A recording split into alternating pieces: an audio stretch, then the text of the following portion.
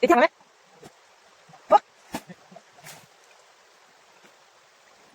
ทางไปให้กันนี่ย่างไปนี่เลย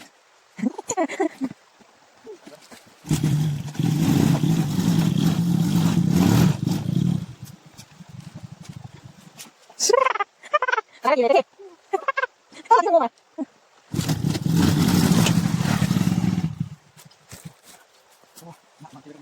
กี่ขวด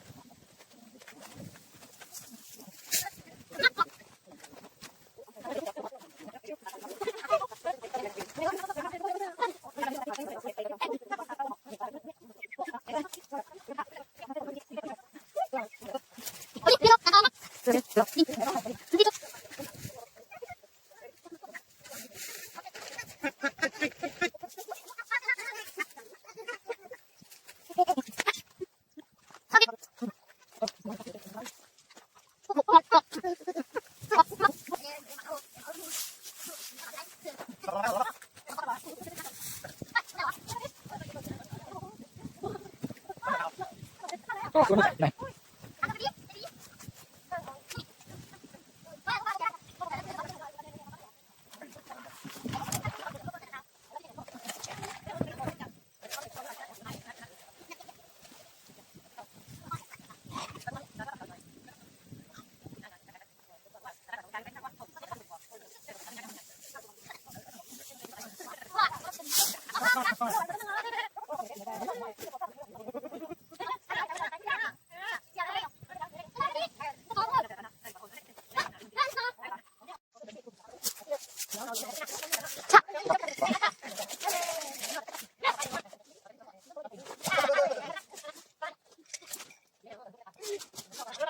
เอาเลยเด้อเด้อกลับแล้วโอ้คักเนี่ยใส่ เขามาเขาไม่ เอาแก้มมันก็กินได้กว่ามา ตอนไหนไปมาแกงมันบอกผมยัง เขาไม่ด้วยเขาไม่ปีนี้เลยเด้อหอมขนาดด้วยเขาไม่เลยเด้ออ๋อตามสบายตามปกติเลย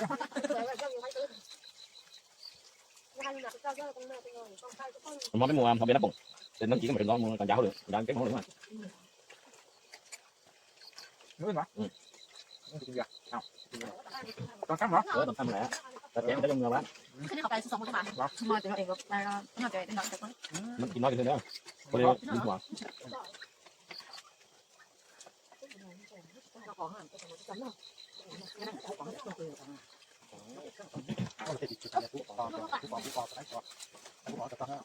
ไม่หรอกนะ จำมันก็น้องมันไม่มาอ่ะ จุดมาก่อนกัน ปกติแล้ว จุดนอนจุดก็เลย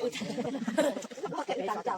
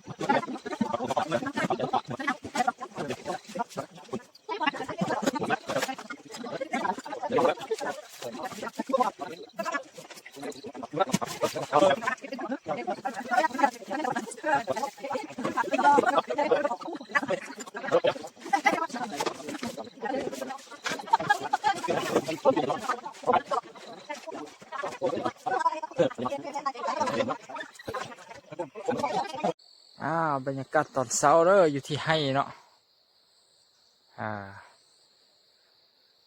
พูนตะเวนกำลังจะขึ้นพูนเนาะฝั่งนี้นี่จะเป็น สวนมันเด้อแล้วก็เป็นอันสวนยางเนาะเด้ปลูกยางได้แล้วก็ปลูกมันได้เนาะนี่มันก็งามอยู่เด้อนี่ต้นใหญ่เติบอยู่ฝั่งนั้นก็จะเป็นให้เข้าเนาะปลูกเข้าเนาะฝั่งนั้นเนาะเด้โอ้โหฝั่งปลูกฝั่งเลยคุณเขียวทุ่มคุณเขาเจ้าก็ปลูกมันเด้อฝั่งนั้นเด้อปลูกมันหลายอยู่เด้อจะเห็นว่าเขียวทุ่มฝั่งนั้นเป็นป่ามันเด้อฝั่งนี้ก็จะเป็นป่ามันเนาะ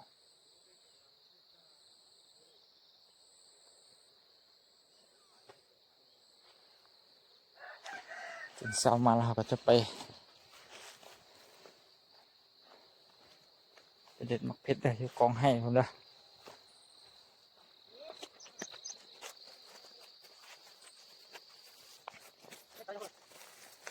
นี่เด้อมักเพชรธรรมชาติเด้อเลยปลูกใส่ให้จังซี่เลยเด้อบ่ได้มีหดน้ำใส่ปุ๋ยแต่ยังใดเลยเด้อธรรมชาติเลยเด้อนี่อันนี้เป็นมะเขือ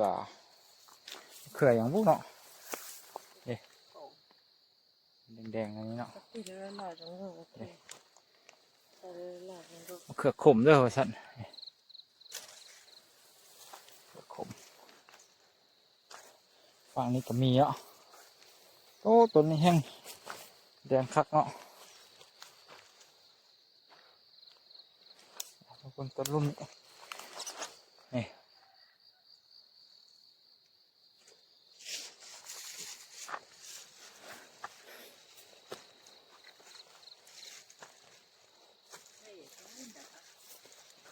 โอ้ต้นนี้ก็เป็นดกขนาดเนาะแต่ว่าต้นนี้นี่บ่ทันสุกคักปานใด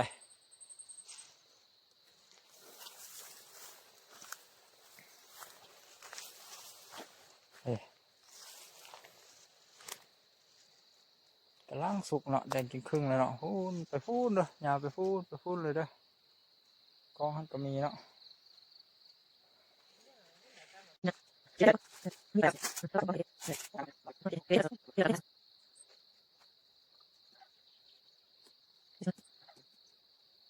งามเลยเด้อเลย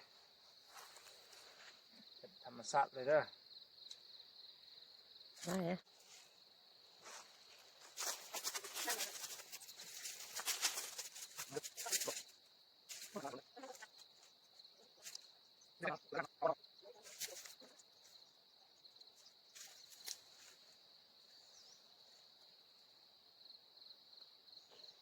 เด้อเอามาลกขิงเด้อขิงธรรมชาติงามๆเลยเด้อมันมาทอเทียนไรตา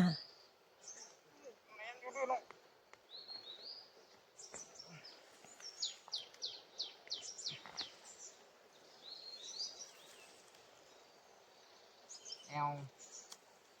บ่เห็นหัวขิงเลย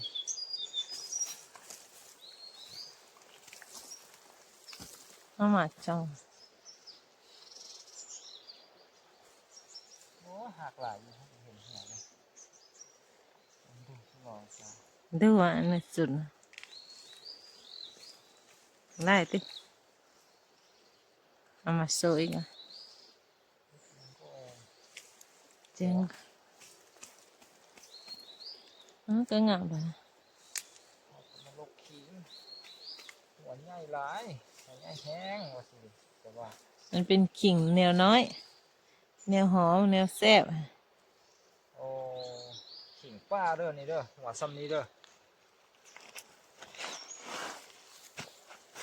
นี่เด้อ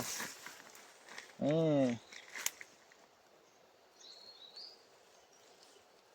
โอเคของกินธรรมชาติล้วนๆไม่มีสารพอกสารพิษเด้อ นี่มันขิงธรรมชาติเด้อเด้เป็นอันนี้เลยเด้อขิงธรรมชาตินี่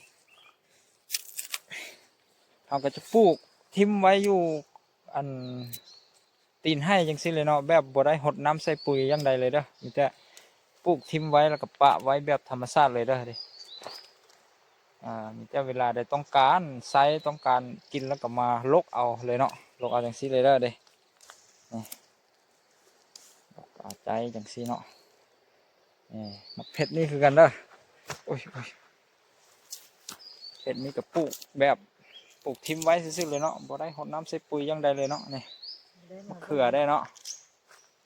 หลายเด้อพูนยาวไปพูนเด้อนี่ก็ขึ้นไปพูนก็มีอีกเด้อปลูกอยู่ตามขอบให้เนาะมะเขือการหาห้อยต้องแต่งเลยเนาะเนี่ยมันสุกหมดแล้วมันแดงอย่างที่เนาะมะเขือเนาะทิมมันสุกเหี่ยทิมหลายขนาดเด้อเพราะว่ากินน้ำบทานเนาะมันก็ได้มากแห้วกับแห้วจังสิแล้วก็ล่นลงพื้นนี่ได้เนาะสุกเบิดมะเขือนี่เลยเนาะเยอะดิ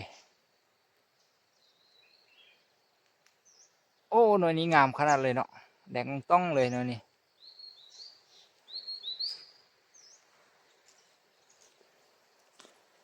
ฝั่งนั้นก็จะเป็นให้มันเนาะเด้ให้มันพูดไปถึงพุ่นแล้วก็มียางพาราได้เนาะปลูกยางพาราใส่ได้เนาะนี่สูดพุ่นเลยไก่เติบเด้อพุ่นเลย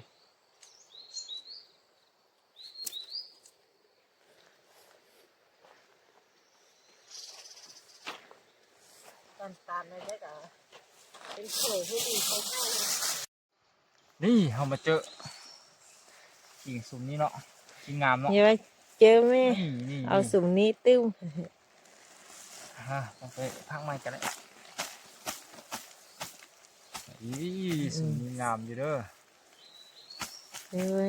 จะยังได้สุ่มเดียวงามตัว นี่ ลงอีกสุ่มนี้ติ้วมา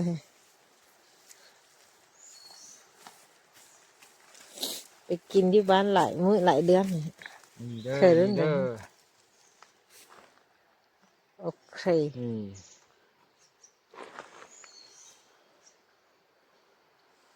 อย่างไรยิ่งอันนั้นไปกองขิงมะเพ็ดมะอันนั้นสิยิ่งไทยเลยเนี่ยละย่างแล้วกองไว้แล้วใช่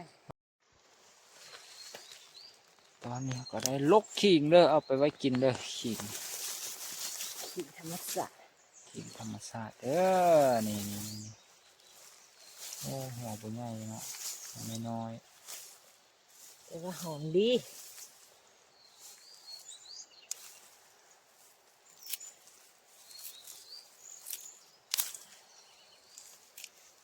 จากไทยจะละล่ะ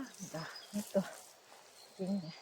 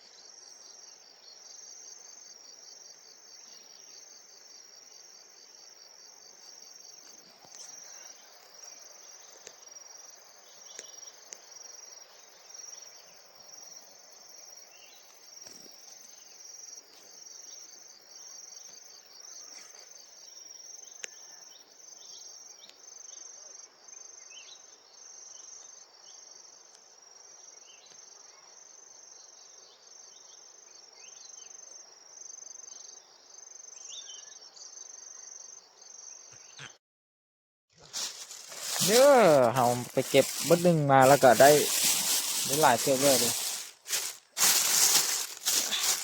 เจ้า ผงนี่เนาะขิงกับมะเขือได้เนาะ เจ้าหัวเฉย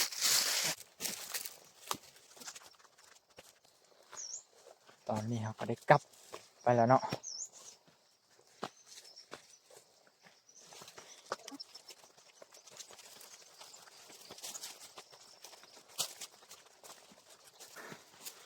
พูนเด้อเอาเทิงพูนเด้อ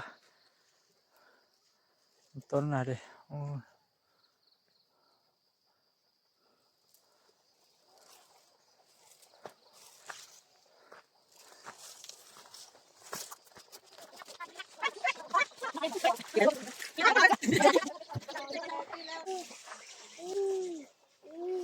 นี่เด้อมักเผ็ดครับไปเด็ดมื้อเช้านี่มากะได้ซ้ำนี้เด้อเด้กองกินพูนนี่เด้อหลายเติบเด้อ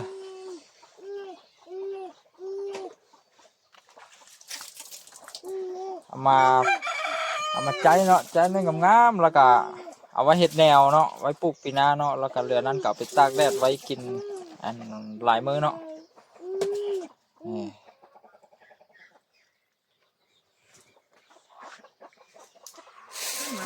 เด้อผู้อ้อมหอบไปด้วยภูเขาเลยเด้ออันนั้นน่ะ ไม่จ้ะ เช็คก่อน เอ้ย ไม่จะก่อน เนี่ยคือเด้อเขาจะต้องเนี่ยจ้ะ เมื่อวานนี้หอบได้ซ้ำนี้เด้อซ้ำนี้แหละวานนี้นะหอบเครื่องมือเนาะวานนี้ได้ซ้ำนี้วันนี้มาลุยต่อเนาะพูนยังเปิ้นพูนลงไปฟังเหนือพุ่นเด้อพูนลงไปฟังพุ่นยังหลายเติบเนาะตอนนี้ก็ประมาณ9 โมงเนาะ9 โมงพอดีแดดร้อนนิดนึงแล้วเนาะให้มันเข้ามันแห้งเนาะแล้วก็พากันลุยต่ออีกเนาะ